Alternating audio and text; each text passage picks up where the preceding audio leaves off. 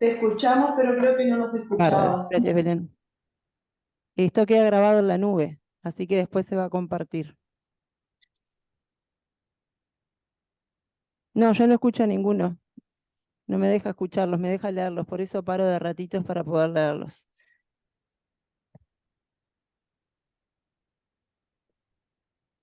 Bueno, respecto a la virulencia, la adhesión al epitelio gástrico, la actividad de la ureasa y la producción de fosfolipasas y citoquinas son la base etiopatogénica de la acción del Helicobacter pylori.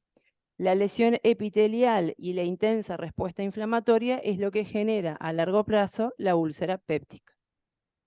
Por otro lado, como otro de los efectos que alteran la barrera mucosa, tenemos los antiinflamatorios no esteroideos. Generan un efecto lesivo directo sobre la mucosa y otro indirecto derivado de la inhibición de la síntesis de prostaglandinas, que como dijimos es uno de los elementos que actúan a favor del mantenimiento del equilibrio.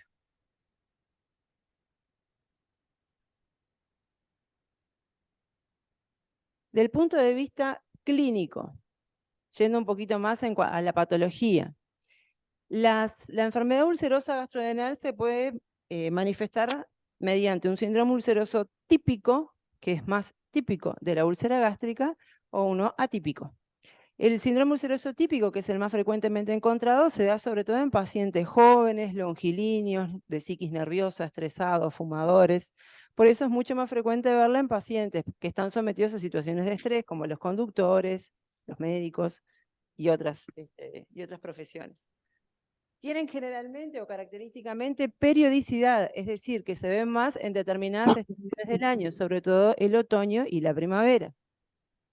Y genera un dolor epigástrico con cierto ritmo y periodicidad vinculado siempre a las ingestas, a diferencia de la úlcera duodenal que se manifiesta como el hambre dolorosa, ¿sí? Que es lo que diferencia clínicamente una de la otra.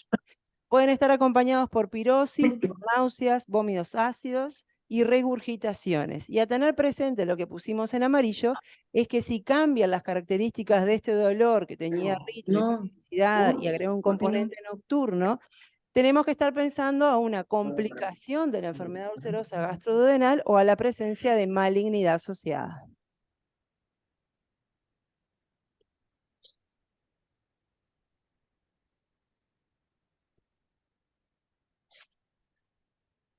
Bueno, voy un poquito más lento, sí. Los micrófonos sí no los puedo apagar por ustedes.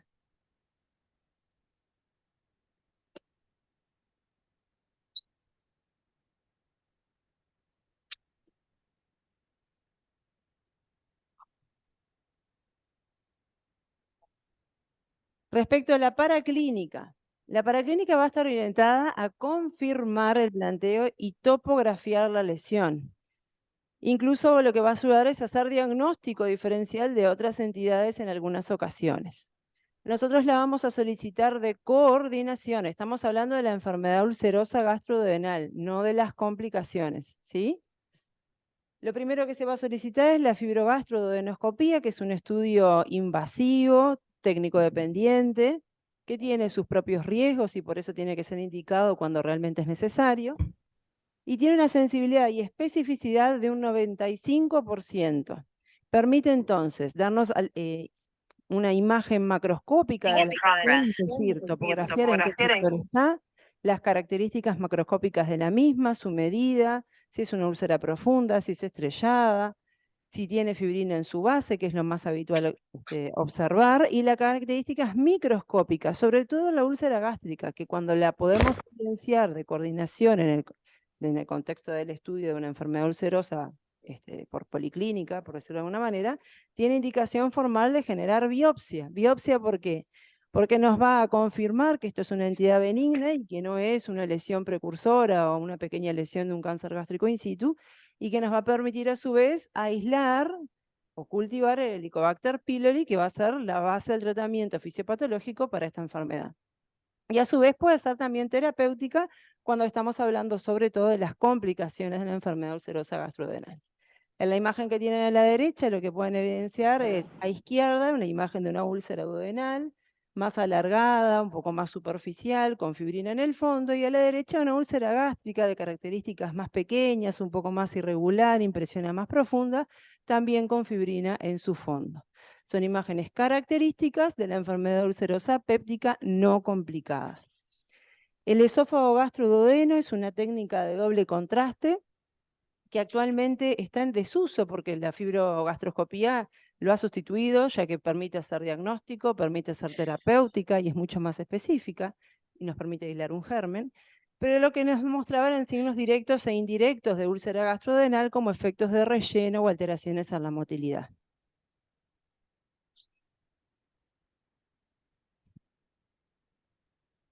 Respecto al tratamiento, tenemos medidas que son higiénico-dietéticas, ¿sí? Y dentro de ellas está indicado favorecer el cese del hábito tabáquico, el consumo de alimentos picantes, el consumo de alcohol, disminuir las situaciones de estrés, que eso es un poquito más difícil. Se recomienda también entonces una dieta fraccionada en ayunos menores a 3 horas, es decir, evitar ayunos prolongados, justamente para disminuir el contacto del ácido con la mucosa por tiempos prolongados y disminuir la acción del mismo en la mucosa. El tratamiento médico va a estar orientado a la acidez.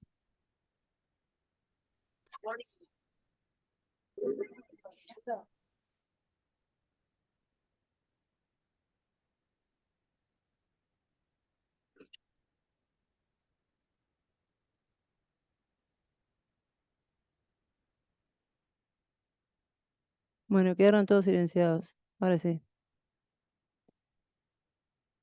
Entonces tenemos, por un lado, los inhibidores de la bomba de protones. Recuerden que habíamos hablado de eso al inicio. La hidrógeno potasio te pasa.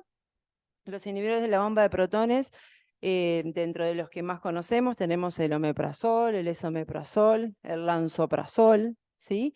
Hay muchos trabajos que han demostrado que el uso sistemático durante 4 semanas logra sanar la mucosa en un 96% de las úlceras duodenales y hasta en un 80-85% en las gástricas. Por eso es que algunos trabajos proponen continuar ese tratamiento hasta las 12 semanas en forma sistematizada, sobre todo en las úlceras gástricas, más aún en el contexto del tratamiento de Helicobacter pylori, si es que lo tiene asociado. Los antagonistas H2 se utilizan también, tenemos la ranitidina, por ejemplo, la simeticona. El problema que tenemos es que tiene menor poder cicatrizal, por lo tanto, si bien uno lo puede utilizar para disminuir la acidez gástrica, cuando nosotros lo utilizamos en una enfermedad ulcerosa gastrodenal diagnosticada, tiene menor poder cicatrizal y por lo tanto preferimos usar los inhibidores de la bomba de protones. Por otro lado, tenemos los antiácidos. Habitualmente se combinan sales de aluminio y de magnesio para poder disminuir los efectos secundarios de estos, el estreñimiento en el caso del aluminio y la diarrea en el caso del magnesio. Se utilizan también para disminuir ese volumen ácido, sobre todo para el reflujo, para el tratamiento sintomático, pero no tienen poder cicatrizal comparable con el omeprazol o con los antagonistas. Por lo tanto, los tenemos presentes, pero de elección los inhibidores de la bomba de protones.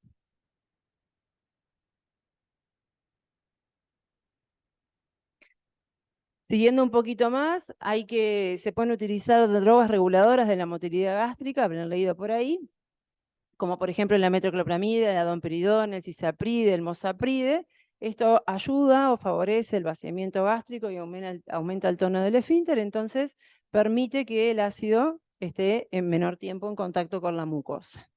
Y respecto al Helicobacter pylori, han habido muchos consensos. El último lo que manifiesta es que de primera elección debemos utilizar claritromicina y amoxicilina o metronidazol, si el paciente es alérgico a las penicilinas, por 14 días asociado a un inhibidor de la bomba de protones. ¿Sí? O sea que claritro y amoxi o metronidazol por 14 días más omeprazol, por ejemplo. Siempre con el diagnóstico por biopsia, ¿no? No hacemos tratamiento empírico para el Helicobacter pylori. En lo que respecta al seguimiento, el seguimiento es clínico endoscópico, es decir, vamos a ir monitorizando los síntomas del paciente, si se dieron, si aliviaron, si mejoró o no, y le hacemos una endoscopía de control en la evolución para valorar la cicatrización de esa úlcera. Respecto a la profilaxis, tenemos que evitar las situaciones de estrés, mejorar la alimentación, como dijimos inicialmente, disminuir el consumo de AINES, de irritantes y del tabaco. Ahora bien, respecto a las complicaciones, vamos a hablar de 4 complicaciones, un poquito de cada una, de lo que es la clínica y el tratamiento en cada una de ellas. La más frecuente es la hemorragia, seguida de la perforación, la estenosis y la penetración.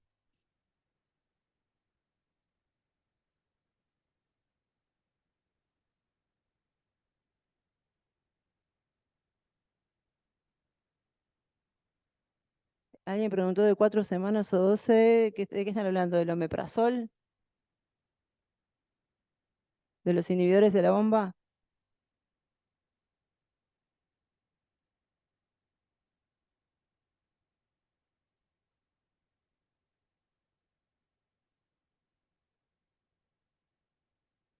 Claro, son 4 semanas o hasta 12 semanas. Hay trabajos que lo demuestran, sobre todo en las úlceras gástricas. Lo que está pautado son 4 semanas inicialmente, independientemente de la topografía.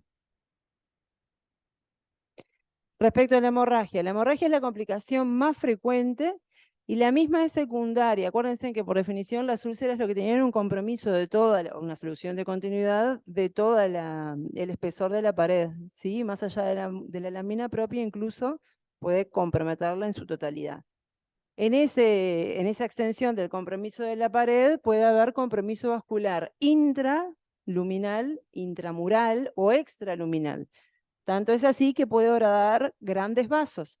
Es más frecuente en la úlcera duodenal que en la úlcera gástrica en relación 3:1, y es más grave aún en la úlcera duodenal. La gran mayoría de las complicaciones hemorrágicas se dan en la cara posterior, y en la cara posterior del duodeno tenemos acá tenemos, a ver si se ve ahí, la arteria gastroduodenal con la pilórica, y ella misma puede ser horadada por el proceso mismo de la acidificación y el compromiso de la mucosa y generar grandes sangrados que incluso pueden llegar al shock y a la muerte del paciente. Entonces, a grandes rasgos recuerden que las hemorragias generalmente asientan por úlceras que horadan hacia atrás, hacia cara posterior, ¿sí? El 70% de las úlceras de la hemorragia digestiva, por úlcera gastroduodenal, se detienen solas o con tratamiento médico mediante o endoscópico, y el 30% restante requiere múltiples endoscopías o incluso en situaciones extremas la cirugía. Clínicamente, estos pacientes tienen una historia digestiva ulcerosa con hemorragia digestiva en el momento de la consulta, con o sin repercusión hemodinámica que puede llegar hasta el shock. Entonces, hablando un poquito más de esto, para un cachito más para leerlos.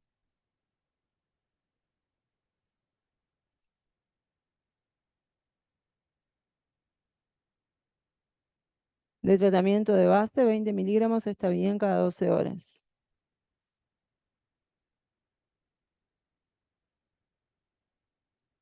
Entonces, la hemorragia digestiva se va a manifestar clínicamente por hematemesis, que es la expulsión de sangre por la boca precedida del esfuerzo del vómito, que generalmente se da por lesiones que están por encima del ángulo duodeno-yeyunal, ¿sí? Luego tenemos las melenas, que es la expulsión de materias negras, alquitranadas, fétidas, abundantes, por el ano, que generalmente se dan por lesiones que están por debajo del ángulo duodeno-yeyunal, o incluso pueden verse por lesiones que están por encima del ángulo y se traducen como sangre digerida y se expulsan con la característica de melenas. La enterorragia, por su parte, es menos frecuente, pero traduce un sangrado cataclísmico, es decir, no le dio el tiempo al tubo digestivo de procesar la sangre, de digerirla, de oxidarla y la expulsa tal cual sale. Eso generalmente está asociado a un paciente con shock hemodinámico, shock hipovolémico al momento del ingreso, ¿sí? Son pacientes graves. ¿Qué otras lesiones tenemos que tener presentes que pueden manifestarse como hemorragia digestiva alta? La más frecuente, tenemos la lesión aguda de la mucosa gastrodenal, como dijimos inicialmente, la esofagitis, las gastropatías en el contexto de una hipertensión portal, las varices esofágicas y otras que son menos frecuentes, pero que se ven de todas maneras, Lo más frecuente dentro de lo infrecuente es el síndrome de Mallory-Weiss, que es el desgarro de la mucosa, son lineales, pequeñitos, superficiales y autolimitados en el contexto del esfuerzo del vómito. Las angiodisplasias, que son dilataciones vasculares en el trayecto de la pared, que pueden sangrar en algunas ocasiones, pero generalmente cuando lo hacen dan sangrados de mayor entidad. El cáncer gástrico, y eso lo podemos pesquisar con la historia, porque el paciente va a tener una historia clínica que nos oriente a lo mismo. Y luego tenemos ectasias vasculares y lesión de Cameron, que son extremadamente infrecuentes.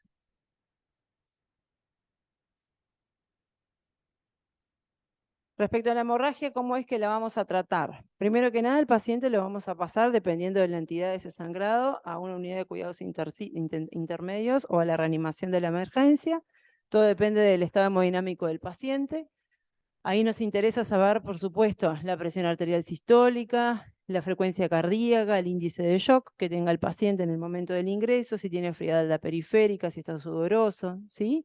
Vamos a colocar 2 accesos venosos periféricos gruesos y sacar sangre para la clasificación sanguínea. Recuérdense, las hemorragias digestivas graves, no las hemorragias digestivas más leves, que son más frecuentes aún, se tratan igual que un paciente politraumatizado. Entonces, estos pacientes van a una reanimación, se monitorizan, electrocardiografía, saturometría, oxígeno, reposo en decúbito dorsal, suspensión de la vía aérea, y se toma sangre solamente para la clasificación sanguínea. No hay que perder tiempo en sacar sangre para otras cosas que no nos van a servir para absolutamente nada en el contexto de un paciente crítico. Vamos a colocar una sonda nasogástrica que nos va a permitir hacer el diagnóstico o confirmar nuestro diagnóstico, porque va a venir sangre inicialmente, y hacer un lavado gástrico. El lavado hay que tener presente que, de preferencia, tenemos que usar suero Ringer o agüita destilada, a temperatura ambiente o un poco más cálida, porque si le ponemos suero frío con el viejo criterio de hemostasis, lo que estamos haciendo es favorecer la hipotermia en un paciente crítico y por lo tanto la acidosis y toda la cascada. Entonces se hacen lavados con suero o con agua destilada, de forma tal que se puedan remover los coágulos y que quede lo más limpio posible para que el endoscopista pueda visualizar la lesión y lograr hemostasis. Se va a iniciar reposición con solución salina, de preferencia Ringer lactato, y se va a iniciar la transfusión con volúmenes de glóbulos rojos a los pacientes que tienen comorbilidades asociadas, ya con una hemoglobina menor a 9 se inicia la transfusión, y en los pacientes sin comorbilidades con hemoglobina por debajo de 7. La indicación de la transfusión de plaquetas es cuando las mismas están por debajo de 50.000, y el plasma cuando tienen un INR aumentado por arriba de 1,5 o cuando se han transfundido más de 4 volúmenes de glóbulos rojos. Esto es importante porque nosotros tenemos pacientes que tienen sangrados que son secundarios a la úlcera péptica y tenemos pacientes que son accidentes de la anticoagulación, que son pacientes que están anticoagulados por otras patologías con un INR elevado fuera de rango. El tratamiento médico es el mismo, lo que cambia es la base etiopatogénica, ¿sí?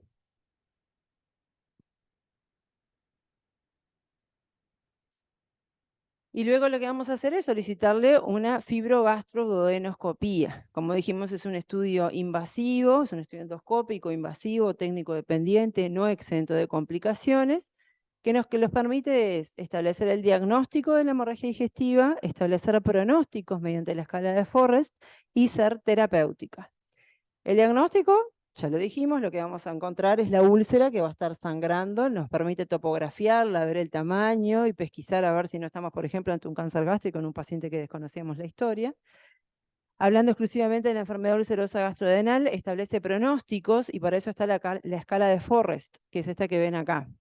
La escala de Forrest lo que establece es, si el sangrado es activo es la 1, si es reciente es la 2 y si es detenido es la 3. Dentro de cada uno tenemos, en la 1 tenemos 1A, que es cuando se ve un sangrado pulsátil, 1B, que es un sangrado en napa. Y eso establece pronósticos, es decir, la chance de que el paciente tenga un resangrado en las próximas 24 a 72 horas, ¿sí? La 1A tiene un 90% de riesgo de resangrado. En el 2, que es el sangrado reciente, tenemos el 2A, que es el vaso visible, que tiene un riesgo de resangrado de un 50%. El 2B, que es un coágulo centinela, es decir, ven un coagulito en el fondo de la úlcera, que tiene un riesgo de resangrado de hasta un 30%. Y después tenemos la 3C, o 3, que es base limpia con un riesgo de resangrado mínimo, 3 a 5%, ¿sí? Que eso indica un sangrado detenido. Entonces acá repasan un poquito cuáles son los criterios pronósticos, ¿sí? Los criterios pronósticos lo que nos establecen es el riesgo de resangrado mediante la escala de Rocal en las próximas 48 a 72 horas. Y ahí a nosotros nos pauta cómo tenemos que seguir al paciente. Si le hicimos, por ejemplo, una endoscopía y era un Forrest 3, el paciente, si está asintomático, no reiteró episodios de hemorragia, recordar que las melenas se pueden ver hasta 3 a 5 días después de detenido el sangrado. O sea que hay que correlacionar con la clínica. Pero en una escala con un Forrest 3, el paciente puede ingresar a piso. Ahora, si el paciente tiene un 1A o un 2A, por ejemplo, el riesgo de resangrado que tiene es alto. Entonces el paciente no puede subir a piso, tiene que permanecer en una reanimación, en una unidad de cuidados intermedios y hacer un second look, una segunda endoscopía a las 48 72 horas para ver que realmente ese sangrado esté detenido. ¿Sí? ¿Cuáles son los criterios pronósticos? Tenemos criterios exclusivamente clínicos, como por ejemplo la edad mayor a 60 años, la cardiopatía asociada, el EPOC, la cirrosis sobre todo con lo que genera a nivel de la coagulación, la hemorragia digestiva que debuta o que ingresa con shock hipovolémico, una hemoglobina inferior a 9-10 gramos de decilitrio, o si requirió más de 4 a 6 glóbulos rojos, unidades de glóbulos rojos en el ingreso en las primeras 24 horas. Otros elementos que también son pronósticos es la escala de Forrest, como dijimos, el 1 y el 2, lesiones mayores a 2 centímetros tienen mayor riesgo de resangrado, y las lesiones que asientan en la pequeña curvatura en los sectores más altos o a nivel del duodeno 1, las que son distales al duodeno 1, también tienen mayor riesgo de resangrado y peor pronóstico. En cuanto al tratamiento endoscópico, dijimos que iba a ser diagnóstico, pronóstico y terapéutico. Entonces, la endoscopía lo que nos permite justamente es, en la hemorragia digestiva en curso, es decir, en la 1 y en la 2, lograr ser terapéutica. Puede utilizar diferentes técnicas, el objetivo es detener el sangrado, ¿sí? Entonces, eso se puede hacer mediante una técnica mecánica, que es la imagen que tiene a la derecha, que lo que ven, esas pequeñas imágenes metálicas son clips que se colocan. Esto es un jet, un vasito sangrando en el fondo de la úlcera, ¿sí? O sea que es una úlcera que es un Forrest, es un sangrado en jet en curso, un 1A, y lo que se coloca es un clip en la base de ese jet para detener el sangrado, ¿sí? Eso es técnica mecánica. Luego se puede hacer inyección con agentes vasoconstrictores, se puede hacer fotocoagulación con láser o con argón, y la electrocoagulación, que es como si se usara un bisturí eléctrico, ¿tá? Pero a nivel directo sobre la mucosa. Y por último, el tratamiento quirúrgico en la hemorragia digestiva. Siempre hay que recordar que la endoscopía se hace y se vuelve a hacer. Hay muchos trabajos que dicen que se tiene que hacer por lo menos 3 o 4 veces. ¿Qué significa? Que el paciente sangra, le hacemos la endoscopía, es parcialmente hemostática, le hacemos otra endoscopía, vuelve a sangrar a las 24, 48 horas, otra endoscopía, ¿sí? La cirugía es de salvataje, es lo último que hacemos cuando no se logra hemostasis o cuando el paciente se agrava y el endoscopista no puede ver. A veces pasa que tienen un volumen de sangrado tan importante que no logran visualizar la úlcera, no logran hacer hemostasis. Son pacientes jóvenes, se chocan y bueno, se va al tratamiento quirúrgico en última instancia. ¿Por qué en última instancia? Porque tiene una morbilidad y una mortalidad elevada. Entonces lo dejamos de rescate. Y ahí tenemos diferentes opciones. En la patología ulcerosa gástrica, lo que hacemos generalmente es una antrectomía, es decir, resecamos el sector distal del estómago, que es la imagen que tienen abajo a la izquierda. Y lo que se hace es hacer una reconstrucción que pueden ser de dos formas. Birrot 2, que es lo que tienen abajo a la izquierda, se reseca el sector punteado, que es este que está acá, esto es la antrectomía, y lo que hay que hacer es restituir el tránsito digestivo, es decir, que se hace una gastroenteroanastomosis. Se sube este sector que está acá, marcado con la B, hacia el estómago, se hace una anastomosis lateral y se restituye el tránsito digestivo. Eso es Birrot 2.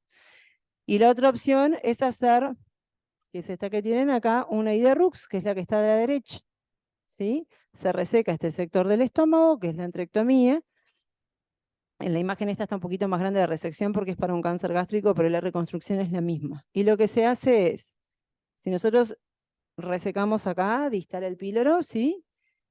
Ascendemos unos 40 centímetros, 40, 60 centímetros, resecamos acá, subimos este asa, que es esta línea punteada que está acá abajo, y hacemos una gastroenteroanastomosis.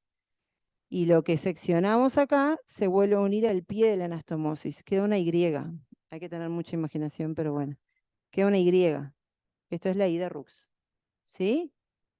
Esto requiere 2 anastomosis. Cualquiera de las dos son técnicas válidas para hacer la reconstrucción, depende mucho de la edad del paciente, por el reflujo que pueda generar después y que pueda generar después una úlcera de la neoboca. ¿Está? Pasando a otra complicación, tenemos la perforación. La perforación es la segunda complicación más frecuente, se puede ver hasta en un 10% de las úlceras de la enfermedad ulcerosa gastrodenal. Y recordar que la misma lo que genera es una solución de continuidad que compromete el espesor total de la pared gástrica o duodenal y por lo tanto el contenido ácido del estómago queda vertido parcial o completamente en el abdomen, lo que genera inicialmente una peritonitis química. Bueno, si comió mucho el paciente capaz que, o si fue hace mucho rato, pero inicialmente la peritonitis es química, ¿sí? Que puede ser localizada en sus inicios o difusa a posteriori. Es más frecuente la perforación en la úlcera duodenal que la gástrica, tanto así 4:1 hasta 8:1, se ha informado en algunos trabajos, y que generalmente, a diferencia de la hemorragia, que era en la cara posterior, la perforación es hacia la cara anterior, ¿sí? Ya sea de la duodenal como de la gástrica.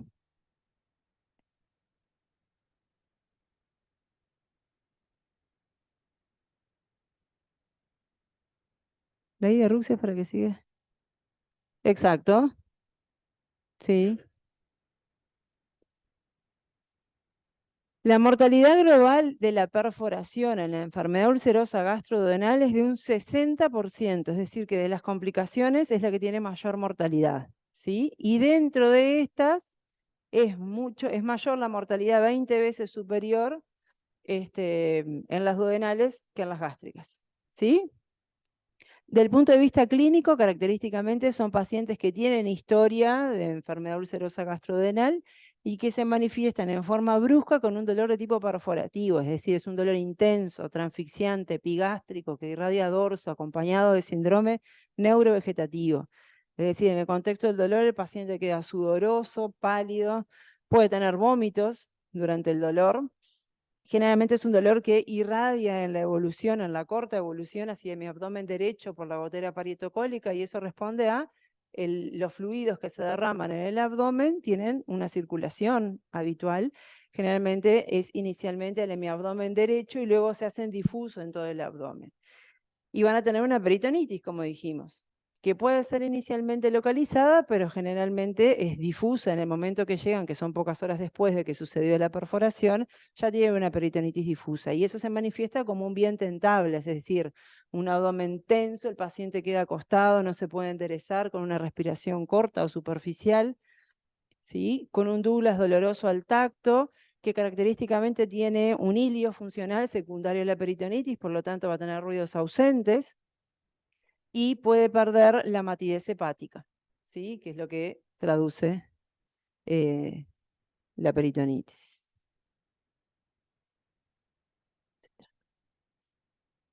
Algo a tener presente es que Johnson distingue 3 tipos de fisiopatológicos de respecto a la topografía de la lesión. El tipo 1, que es entre un 60 y un 80%, ahí quedó 60,80, pero es 60-80%, asientan en la curvatura menor gástrica y generalmente son úlceras tróficas y que cursan con hipoacidez. La tipo 2 asientan en la curvatura menor y también a nivel duodenal, es decir, son simultáneas, tienen 2 lesiones ulcerosas, y las de tipo 3 son las lesiones próximas al píloro y que se comportan como una úlcera duodenal. Recientemente se agregó un cuarto tipo, que son las úlceras de la unión esofagogástrica, que también cursan con hipoacidez. La imagen que tienen a la derecha es una úlcera perforada prepilórica, ¿sí? Entonces, ¿cómo vamos a estudiar la úlcera perforada? Recuerden, es de diagnóstico clínico, ¿sí? Si tenemos que optar por una imagen, vamos a pedir una radiografía de abdomen con enfoque de cúpulas. Porque ¿qué es lo que nos interesa ver? Que es la imagen que tienen ahí a la izquierda, el neumoperitoneo. Por eso es importante especificar que es radiografía de abdomen con enfoque de cúpulas. Lo que vamos a ver es aire, marcamos acá con la flechita, que no se ve habitualmente por encima del domo hepático, por encima y por delante del domo hepático. Hay un síndrome que es infrecuente, que es el síndrome de Chilaiditi, que no es en el contexto de esta clínica, que a veces hacemos una radiografía de abdomen por otra circunstancia, podemos ver algo que simula aire, pero que vamos a ver austras y hay que buscarlas, que es el colon interpuesto por delante del hígado. ¿Tá? Esto es un dato de Yapa. Pero para que no confundan, siempre va de la mano con la clínica y lo que van a ver es aire por delante y por encima del hígado, el domo hepático.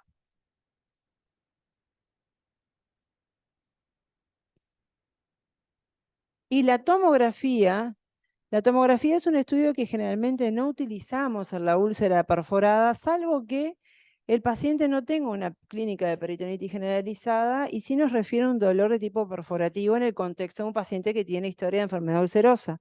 Y ahí tenemos que pensar en que lo que no tenga es una úlcera perforada y tapada. Ahí lo que pedimos es una tomografía.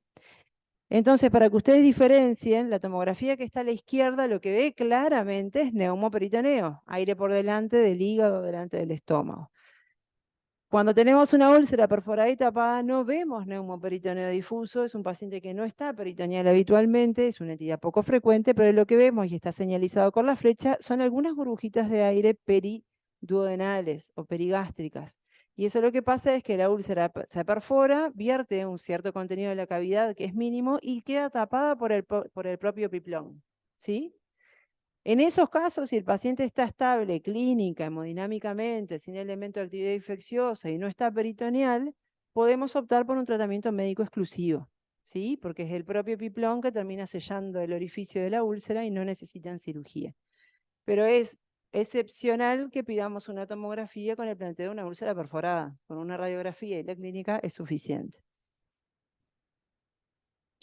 ¿El tratamiento cuál va a ser? Primero que nada, suspender la vía oral, colocar una sonda nasogástrica. ¿Por qué? Porque va a degravitar el estómago y va a disminuir la cantidad de contenido vertido al abdomen, ¿sí? Permite evacuar el estómago. Vamos a hidratar a estos pacientes, es decir, vamos a colocar una vía venosa periférica, hidratarlos con suero fisiológico o suero Ringer. Analgesiar al paciente, se prefieren los opiáceos mayores, recuérdense que hay que evitar los AINES, es una enfermedad ulcerosa péptica y por lo tanto hay que evitar el uso de ketoprofeno u otros AINES, y se prefiere en este caso, incluso por el dolor, utilizar opiáceos, como ser tramadol o morfina. La dosis de tramadol, por las dudas, 100 miligramos en 100 cc de suero fisiológico, y la dilución de morfina son 9 centímetros de morfina, 1 en 9, 1 de morfina, 9 de suero fisiológico, a pasar 2 a 3 cc IV hasta que alivie el dolor. Y antibióticos dirigidos a la flora entérica. Lo que usamos habitualmente es el lunacina, amoxicilina, ampicilina sulbactam, a dosis de 3 gramos intravenoso cada 6 horas. Acuérdense que la dosis va ajustada al peso. Personas que pesan más de 70-75 kilos, la dosis es 3 gramos. Personas más delgaditas, la dosis es 1,5. ¿Está? Y omeprazol intravenoso. El omeprazol intravenoso, las dosis son diferentes a cuando lo utilizamos para la enfermedad ulcerosa no complicada. En este caso lo que vamos a hacer es un bolo inicial de 80 miligramos de omeprazol intravenoso y luego lo vamos a seguir de 40 miligramos cada 8 horas, ¿sí? E incluso algunos trabajos plantean hacer por bomba en 24 horas 240, entre 120 y 240 omeprazol diarios en bomba y difusión continua. Lo que hacemos habitualmente es bolo de 80 seguido de 40 cada 8.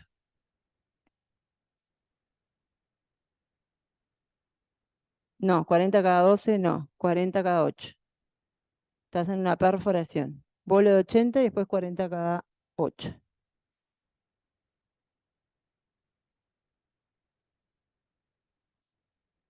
En cuanto al tratamiento quirúrgico, porque es inicialmente médico, pero en forma definitiva es quirúrgico, salvo que sea una úlcera perforada y tapada. Y ahí las opciones que tenemos son el cierre simple, ahí se evidencia una imagen en donde tenemos algunas pseudomembranas que son estas que están acá, líquido libre, ya medio purulento, y un orificio que es la úlcera perforada.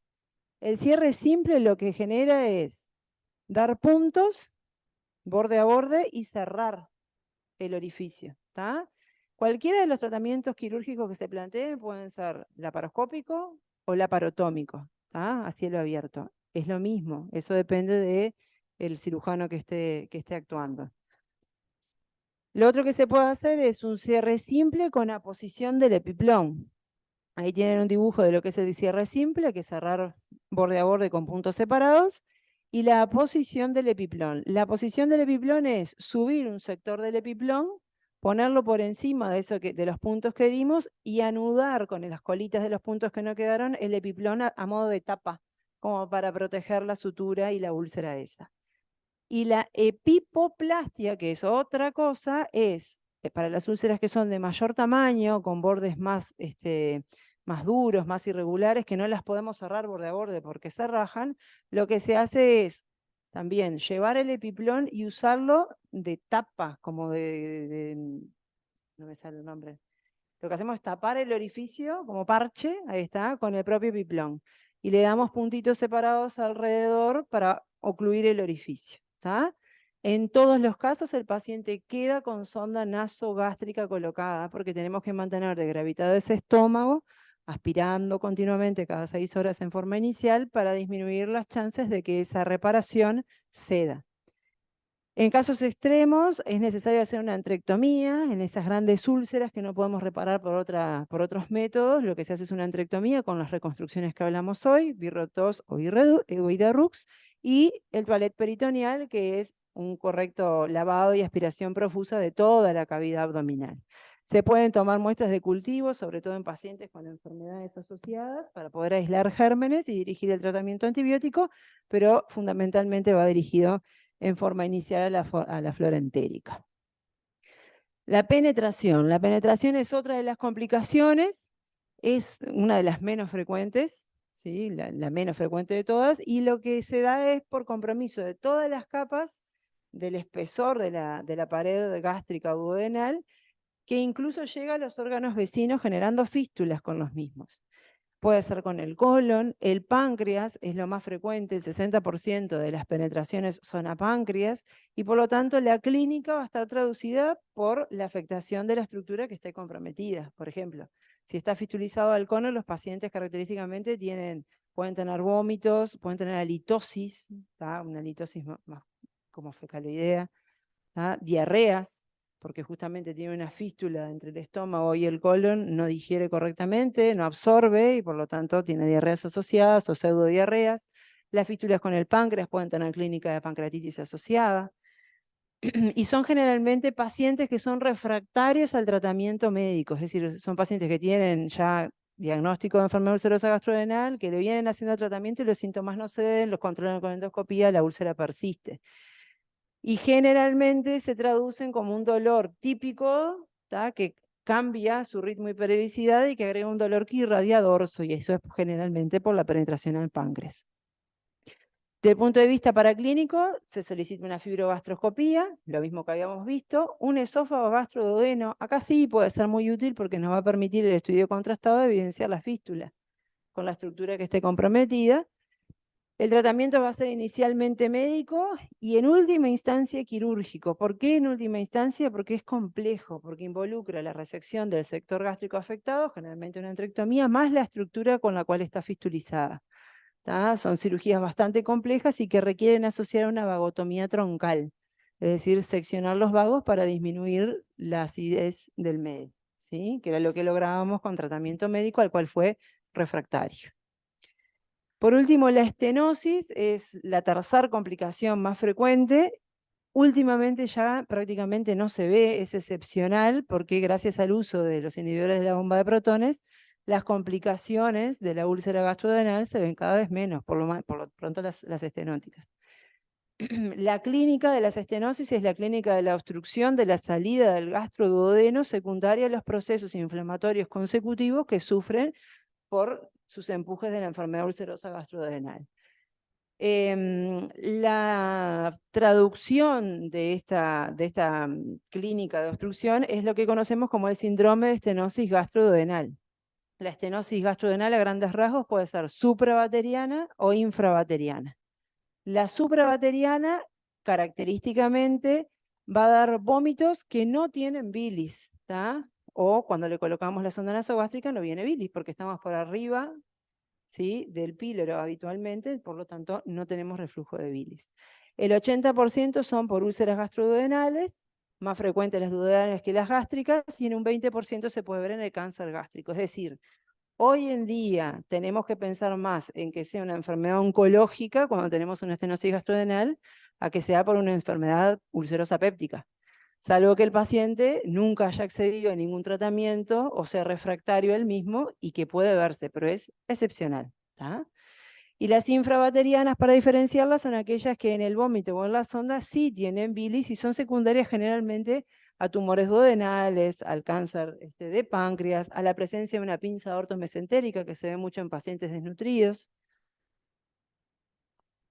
Hablando un poquito más de la estenosis gastrodenal, de la enfermedad de la estenosis gastrodenal o en síndrome de estenosis gastrodenal, recordar que es de diagnóstico clínico, son pacientes que tienen una historia de dolor cólico en epigástrico, perdón, que cede inicialmente con los vómitos, ¿tá? Calma con los vómitos. Lo que genera es una distensión gástrica que puede incluso en sus etapas más avanzadas manifestarse con clapoteo y bazuqueo al examen físico e inicialmente con aumentos de los ruidos hidroaéreos secundarios al síndrome de Luch, en el contexto del intento del vaciamiento gástrico frente a una obstrucción como se ve en la imagen abajo y a la derecha. Y que característicamente nosotros vamos a hacer diagnóstico de estenosis gastrodenal con la clínica más colocación de la sonda nasogástrica con obtención de 120 cc de gasto en ayuno. Es decir, paciente con historia funcional de dolor cólico en epigástrico, que cede con los vómitos, que le colocamos una sonda y que nos da un gasto mayor a 120 cc en ayuno, sellamos el diagnóstico clínico de estenosis gastrodenal. Las etapas evolutivas de la estenosis gastrodenal se describían 3, ahora son 4. Tenemos la incompleta o frustra, ¿sí?, que es la inicial, que es el síndrome de lucha propio inicial del estómago frente al obstáculo, y que característicamente se manifiestan con dolor cólico intenso que alivia inicialmente con los vómitos. Luego tenemos la completa, que es una de lucha y retención, es decir, el paciente tiene vómitos que son más tardíos y el dolor cede. Y la atonía, que es la retención completa, ¿sí?, es un estómago en palangana en sus etapas más avanzadas y que ya no tienen dolor. Y luego está la compensada o descompensada, que lo que diferencia es la repercusión que genera la misma en el medio interno.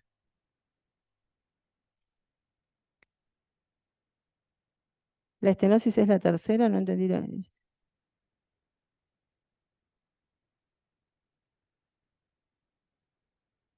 La menos frecuente es la penetración.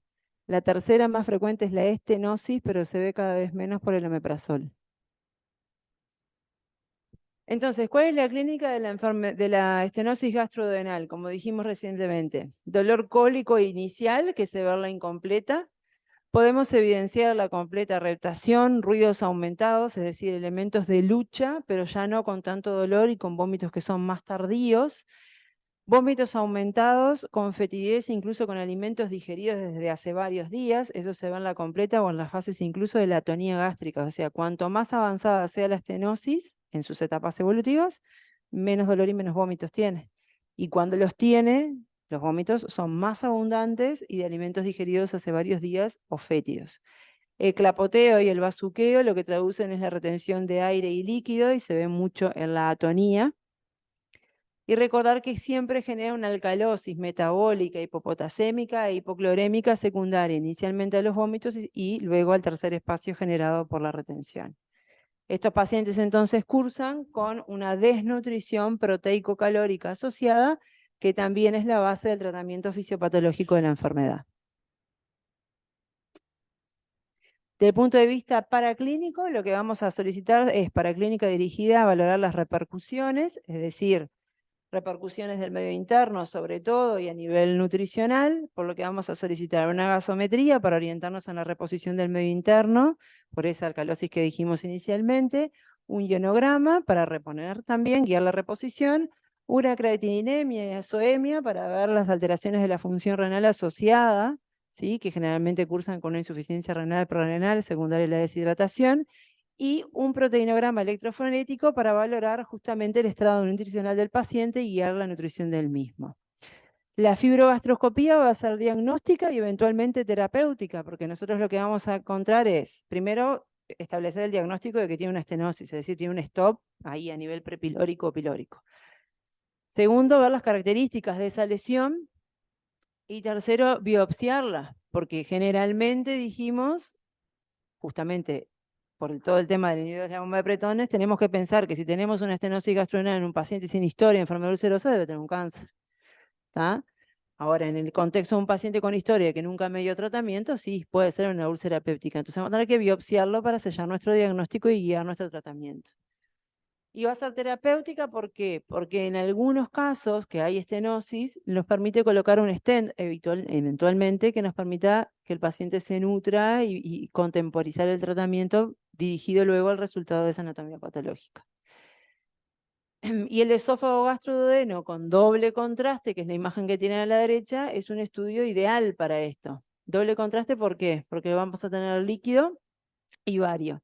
Y lo que vamos a ver son las tres fases. La fase de abajo, que lo que vemos es restos de alimentos, y el vario, que queda en el nivel más inferior. Luego tenemos líquido o agua en el nivel medio y el aire en el sector superior. Y eso es patognomónico, una imagen patognomónica de la estenosis gastrodenal en sus etapas evolutivas más avanzadas, es decir, en la completa o incluso en la atonía, donde lo que van a ver es una gran palangana, un estómago en palangana, que puede incluso llegar a la cresta ilíaca izquierda. Puede ocupar todo el abdomen. Y esos son los pacientes que van a tener el clapote y bazuqueo asociados en la clínica. De lo que respecta al tratamiento,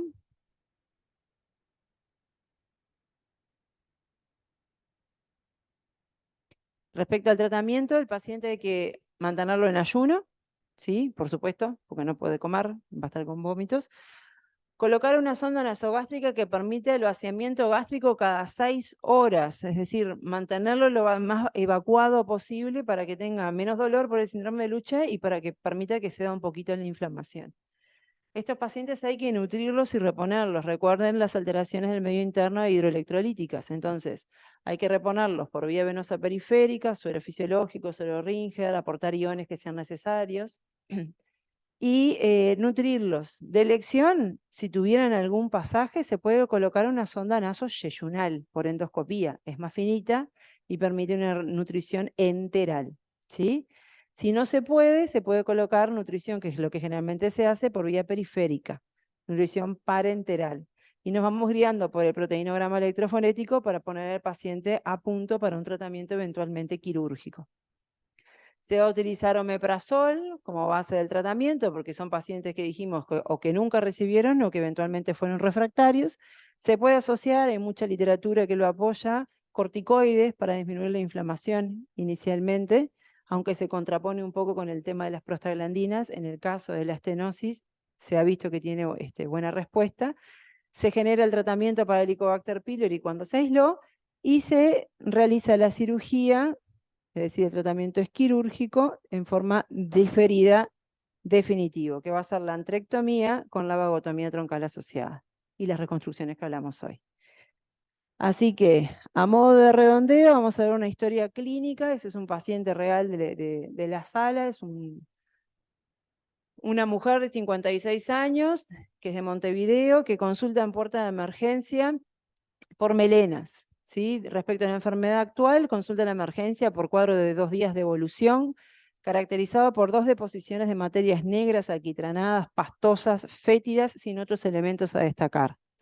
Se acompaña de un episodio único de expulsión de sangre oscura como borra de café por la boca, precedida del esfuerzo del vómito sin cosquilleo laringio.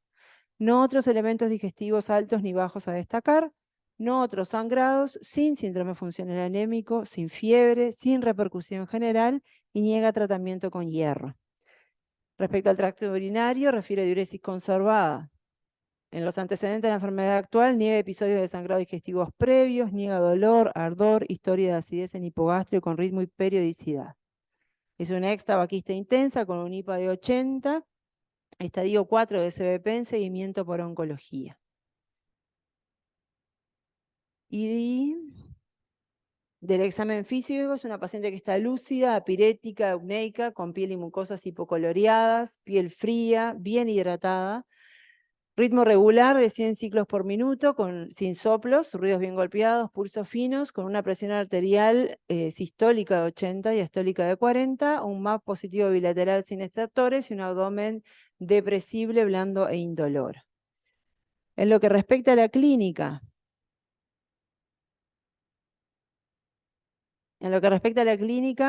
¿qué es lo que vamos a destacar? La presentación de esta paciente se presentó con melenas. Recordá que es una paciente oncológica, que está en tratamiento, que es una ex tabaquista, que no tenemos un dato importante que es si está anticoagulada o no, porque en el contexto de un paciente oncológico esto puede ser un accidente de la anticoagulación, que parece no tener mucha historia de nada, de enfermedad ulcerosa, salvo que, bueno, es una paciente que es oncológica y que está sometida a una situación de estrés, o sea que puede suceder. Y que es una ex tabaquista intensa que debió haber dejado de fumar hace 5 días, o sea que tiene elementos que favorecen a que esto suceda. En cuanto a la forma de presentación, hay características que son típicas, que es importante pesquisarlo en la historia, son las materias negras, alquitranadas, pastosas, con fetidez, y es importante saber que la paciente no está con hierro, ¿sí? Porque las materias negras o alquitranadas las podemos confundir, sin embargo, no generan repercusión hemodinámica el hierro y tampoco genera fetidez en las materias. Lo otro que agrega es un episodio de expulsión de sangre oscura como borra de café por la boca. Esto generalmente se traduce como sangre digerida que la vomitan, ¿sí? Es una hematemesis. Y lo que lo diferencia de la hemoptisis, sobre todo en esta paciente que tiene antecedentes de enfermedad oncológica pleuropulmonar, es que no está precedida por cosquilleo laringio, que eso nos hace un diagnóstico clínico diferencial. Del examen físico lo que destacamos son elementos de repercusión hemodinámica. Es una paciente que está taquicárdica, hipotensa, con mal relleno, ¿sí? Por lo tanto, estamos ante la presencia de una hemorragia digestiva alta. ¿Cómo se llama ese diagnóstico? Colocando una sonda nasogástrica. Nos permite evidenciar el contenido, cuantificarlo, lavar el estómago y prepararlo para eventualmente una endoscopía, ¿sí? A ver qué preguntan.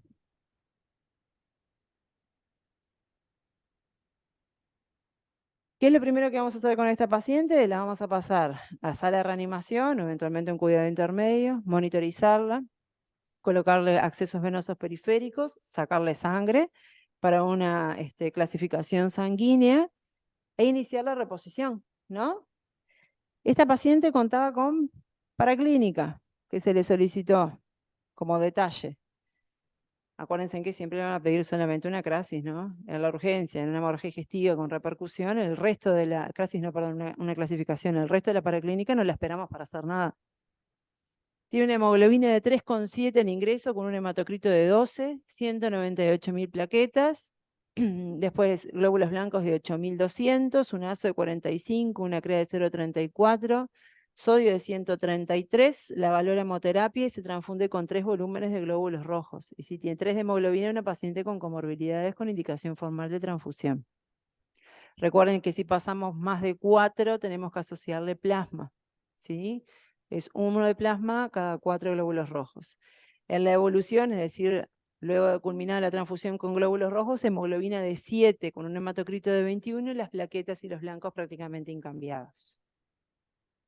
Entonces se le solicitó una fibrogastroscopía de urgencia, luego del lavado gástrico, que evidenció a nivel del bulbo una úlcera con fondo de fibrina y coágulo adherido en su centro, o sea que es un Forret 2. En cara posterior, que ¿se acuerdan que dijimos que sangraban más las que estaban en la cara anterior, pero que era de peor pronóstico las que estaban a nivel del duodeno 1, o sea esta?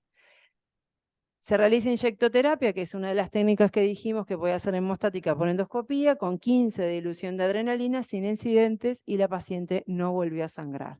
Como es una paciente de riesgo por el FORRES y por otros elementos que ya mencionamos anteriormente, corresponde mantener la vía oral suspendida o eventualmente darle solamente agua, porque tenemos que hacer un second look a las 48 horas o antes, en caso de que reitere estos episodios. Y recordar que puede persistir con las melenas hasta 5 días después del sangrado.